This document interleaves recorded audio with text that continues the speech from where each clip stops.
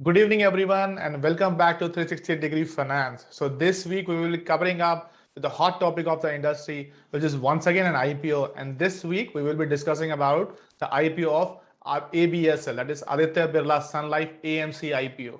Right. So, what is an AMC? So, how does it generate fee? The AMC business is an attractive proposition. Once established, AMCs are the high margin, high return business. AMCs earn revenue through fees on the funds managed. Cost, on the other hand, is relatively fixed. Why? Because they does not rise in the line with the growing asset managed. AMC thus can have high return on equities with minimal capital requirement, which is very minimal beyond the initial setup. So, telling you in brief, apart from the bookish language, AMC पैसे कैसे कमाता है? There is a trust which appoints ABSL AMC to manage the fund which it is procuring from the public. So यहाँ AMC का काम क्या रहेगा? सिर्फ आपके फंड्स को मैनेज करना चाहे इनके पास 100 करोड़ हो या 1000 हो या 10,000 करोड़ हो, approximately it remains the same structure, because if I have decided that I will be investing in say SDFC AMC or say Page Industry, or you can say any other stock, Nestle, Pidilite, the overall structure will remain the same. The overall research will remain the same. So cost of incurring more deposits is relatively very less. So as AMC grows, the profit margin rises. So that's how AMC is gaining the good margins and good profitability. Now let's talk about the industry scenario of mutual fund industry in India. Overall, if you talk about the whole world, what is happening is approximately 50 to 53% or probably 50-55% range of GDP of most of the countries, developing countries, to be precise, they have invested into equities or rotated through mutual fund or PMSs. 53%. If you talk about India, the percentage AUM percentage of total GDP is only 11%. So 11% and 55%. So the scope of the industry growing is pretty huge. Now let's come down to specifically about India. India's GDP approximately is as of now close to, I think, 170 trillion. And out of that, 36.8 trillion is gross household saving, which we are saving right now, right?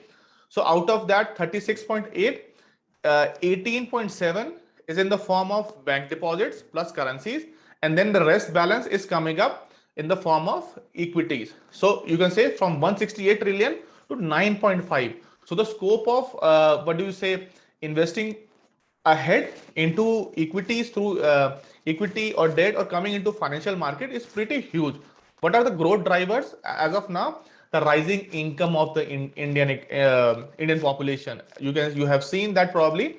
If you go back to our last generation, my father was not having the amount of money that free income that I am having.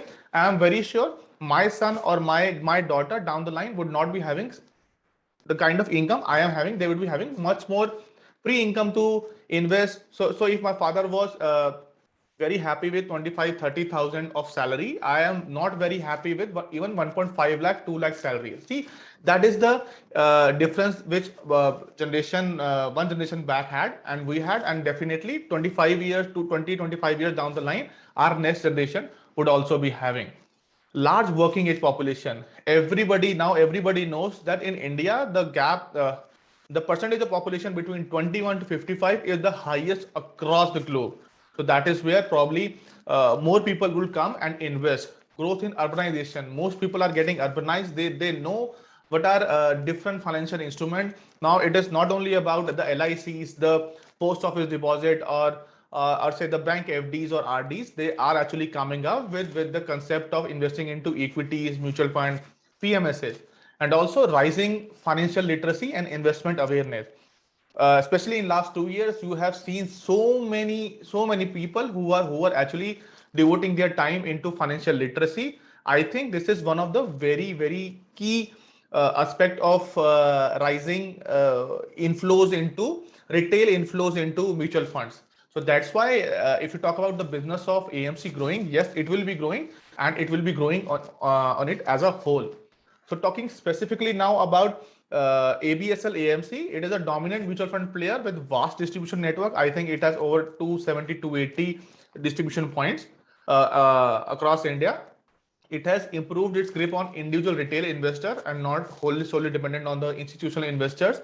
And it is spread reasonably spread around the markets beyond the top tier cities. I think it has almost 15% of market share of its AUM apart from B30 cities. And it has high and improving profit margin, as we have already discussed, that as soon as your AUM starts growing with minimal cost, the profit margin starts rising. And since the profit margin has rising, so their return on equities are very, very high. So let's talk about what's so special about ABSL AMC. To talk about that, ABSL was launched India's first liquid fund in 1997. That was ABSL Liquid Fund. India's first MNC fund in 1999. That was ABSL MNC Fund.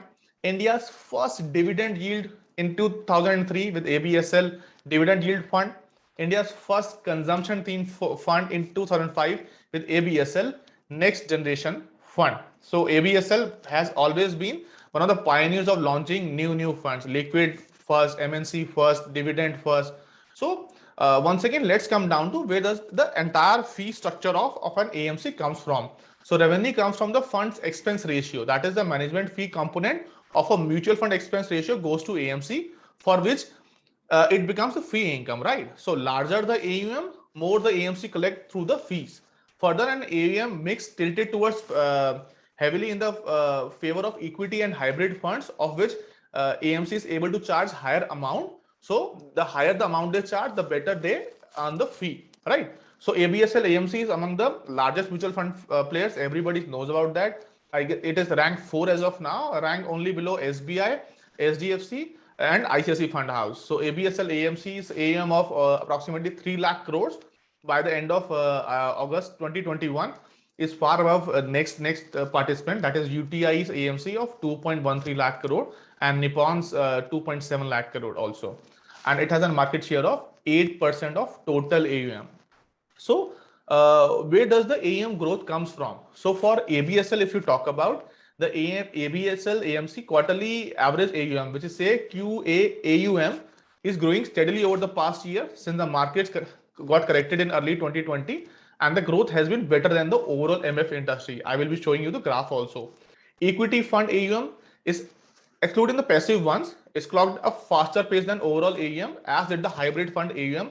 All these are positive for the AMC itself.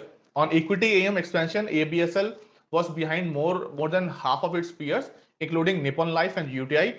What this actually means is that other AMCs funds has found more takers and making it harder for ABSL AMCs to push its own equity scheme. Why? Because if my scheme, say ABSL XYZ equity scheme, is giving 10% rate of interest of performance of last 5 years, and say Nippon's or Reliance or SDFC or ICICI are giving like 12, 13, 14, 15%, there are 90% chances that people would not come to me for the reason that I have not performed well in last 5 years. So your track performance is very much relevant of how you grow further. So I will be showing you a graph where you can see the how the share of different AMCs is growing up, right? So I'm sharing my screen so that you can actually see. Yeah. So I guess, yeah, now you can see that SBI AMC, just hold on. Yeah. You can see SBI AMC in March 16 was close to 8%, and in June 2021 it is close to 15.8%. And if you talk about ABSL, it was 10% and it has gone down to 8.3%, right?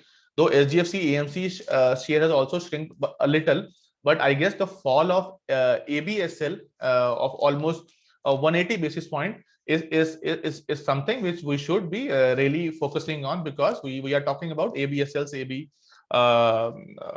IPO, right? So if you're talking about that, the next thing which comes into our mind is how does ABSL plans to launch more equity funds or PMS? Because if they are not launching good equity fund or PMS, from where they are getting the higher income? If I'm not getting the higher income, the entire purpose of AMCs of profitability increasing, fee income increasing goes for a toss. Because as of now, ABSL is slightly more dependent on the debt funds. So however, the investor interest will depend on the performance, because if you perform well, that's when I will be giving you investing into you. But ABSL as of now is not very good in terms of equity performance. Also, in terms of presence in passive funds, which I guess if you talk about last 5-6 years, Nifty has outperformed most of the large cap funds. So people are going more and more towards passive fund, Nifty fund, junior Nifty funds, and their presence across junior Nifty or passive funds is relatively very small. So that's also they are losing the AUM part. But once again, I think it can be compensated, because most of the passive fund, you're not getting the good part of what do you say, expense ratio. So if you talk about UTI Nifty fund, the direct fund is only costing you 3 paisa. So it almost compensates you. Okay, you will not be having higher AUM, but then that higher AUM will give you a very small pie of income. So once again, through upping AUM may not come that easily. For one, that is very high competition, because these days many AMCs, including the new ones like Parag Parikh, are actually coming up with new schemes which are performing very well. And then the up and coming of Navi AMC is almost exclusively focusing on the differentiated passive products using low expense ratio. So that's how they would be losing on that part as well. I think what they should do, they should focus more on improving the performance of existing portfolios. If they are able to do that, I think the people around who are investing in the mutual fund or the advisor would be very keen to get public's fund to your funds, right? So that's where I think ABSL should focus more. So ABSL AMC is one of the major players in debt space and boosts one of the top performers debt fund categories. It has been, if you go back and check, good performing debt funds, I guess ABSL would be there in the top quartile. As a result, the share of debt mutual fund in AUM of ABSL is almost around 60% for around last 3 years. 100 रुपए में से 60 रुपया जो ABSL के पास आता है, वो उनके पास डेट स्पेस में ही आता है, right? And debt phase are the fund, debt fund are the funds जिनकी expense ratio is very less compared to equity funds. So that's why their fee income is not very high vis-a-vis compared to the other AMCs which are already lined up, which already have the IPOs or which are not having IPOs, but we can compare their fee income. AUMs in the higher margin PMS and offshore fund have declined significantly for ABSL. If you talk about ABSL ka PMS or offshore fund ka contribution was almost 7% in 2019. It has now come down to 4%. PMS and offshore fund almost charge you close to 3 to 5%. So that is the chunk of income that you get, 3 to 5% in PMS and PMS approximately, and 0.3 in 0.03 in index fund that I was talking about, UTI. So the difference is almost 100 times or probably more than that. So probably they should focus more on getting their PMS perform better and not I guess focusing on the passive fund, though inflows would be very high, but they can be compensated really quickly if your PMS start performing well. So AUM growth is a factor of both fresh inflows which the AMCs is getting and the return that fund generate besides its equity and debt market movements. Any correction, say for example equity markets get corrected, your AUM goes down and then your fee income also goes down. So in a way probably you can say ABSL, since it is having 60% of what do you say debt composition, is relatively more stable also, because 40% equity ka part he correct होगा, 60% debt would almost remain the same, right? So it is more stable. But I guess if you look about the industry which has a potential to exponentially grow for next 10, 15, 20 years, because the gap we have already shown, we are just 11% of the entire GDP being invested into financial market, whereas other markets are almost 50-55%. So that's how ABSL should start looking outside their debt space also. Once they start looking outside the debt space, that's when I guess they would be able to get more fee. So now coming back to the margins that ABSL is getting, ABSL AMCs, since they have decreased the market share, they have controlled their cost pretty well. So while controlling the cost, their margins improved significantly from 48% in 2019 to almost 61% in 2021, almost 50% jump in last 2 years, with almost no interest cost and low depreciation to deal with, since most of them are working from home only. Net profit margins are very healthy. So ABSL AMC also sports superior return on equities vis-a-vis compared to other AMCs. If you talk about the numbers, SGFC AMC was in March 1966, it came up to 82. UTI was 48, it came to 54 only. So the jump is almost like 10-12% for UTI, approximately 50% for Nippon. SGFC 15%, but the number is jump from 66 to 82. And a similar jump to from Aditya Birla, 48 to 66. We're talking about EBITDA margins here. If you talk about return on equity, that has gone down for ABSL AMC from 36 to 31. And if you talk about SGFC also, 35 to 30. Only AMC, which listed AMC, which has grown in return on equity part is Nippon AMC, from approximately 19.7 to 23.9. So probably one of the factors that Nippon is doing fairly well. If we talk about the valuation also, whenever we talk about valuation, we talk about the present prevailing PE ratios. So SGFC as of now is on almost 50. Nippon is trading at 39. UTI at 25, because UTI has a big share of passive fund. So passive fund is giving very low income. So if I want to invest in a business, I'm not very keen on investing something which is generating very low income. I would rather be investing in product A, which is giving me higher income, not in product B, which is giving me very low income. So that way, I guess people are not very keen on giving valuations to UTI. There can be different factor also. And similarly, it is quite likely that ABSL would be listed somewhere close to 39. So fairly priced as you compare to the industry. So talking about the key figures of ABSL IPO, the upper end of the price band is shifted is between 695 to 712. The IPO will raise around 2,700 crores. The bulk of this will go through Sun Life AMC, and this IPO is entirely offer for sale. Therefore, Aditya Birla Sun Life AMC itself will not get any additional capital. Post IPO, the company can have a market capitalization of about 20,000 crore or higher. So ABSL IPO will join other three listed listed AMC, that is SGFC, Nippon, and UTI. And with this kind of expanding AMCs to choose from, do you think we should invest into SGFC, ABSL AMC? I think you should give it deep thought. You have one side an SGFC AMC and other side ABSL AMC. SGFC rank 1, ABSL rank 4, SGFC PE of 50, ABSL PE of 39 on listing. 50, 39, well, we can say that it is expensive.